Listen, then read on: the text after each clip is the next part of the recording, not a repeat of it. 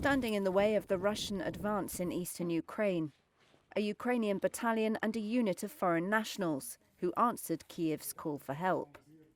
They're about half a mile from Russian positions defending the captured eastern city of Izium. From the Ukrainian people is the message on this mortar. Artillery rains down most nights. Denis Polishchuk's nom de guerre is Canada, because he was born in Ukraine but lived in Vancouver. What am I going to tell my children? God willing, I have them someday. When they grow up, or even my grandchildren, and they ask me about these truly historical times we're living in, and I felt that the only dignified response would be that yes, I was doing my part. I was fighting alongside with everyone else.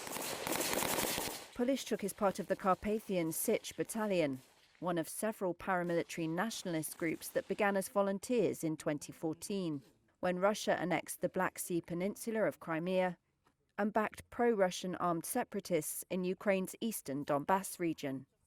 Since May, Kyiv says they've been reformed and integrated into the regular army.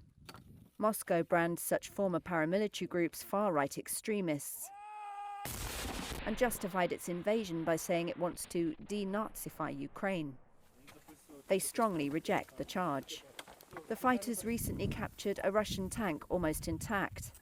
They also contend with Russian drones, which they call black clouds, that direct artillery fire to their positions.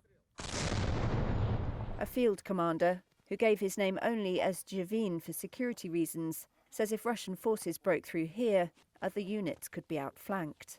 We understand if we, God forbid, surrender this line, if this horde can break through, we will let a huge number, thousands of our brothers who are holding the Donetsk and Luhansk lines, get executed. So it is extremely important. Our deterrence makes it impossible to encircle our troops. Connor is an ex-army medic. He says images of wounded women, children and fighters without adequate medical help prompted him to leave Britain. So I thought some of the knowledge that I've been trained in, bring it out here, and we've helped set up field hospitals. It is getting a lot tougher out here the longer it goes on. It is definitely tiring. Sleep patterns are broken from shelling, so they shelled at 1, 2 and 4 o'clock in the morning yesterday, so that's obviously breaking our sleep routine up, but got to stay positive. 2 Britons and a Moroccan citizen captured fighting with the Ukrainian army were sentenced to death as mercenaries by a Russian-backed separatist court in June. Polishchuk says the threat of capture scares him, but not enough to deter him. It's not going to stop me. It's not going to change my decision.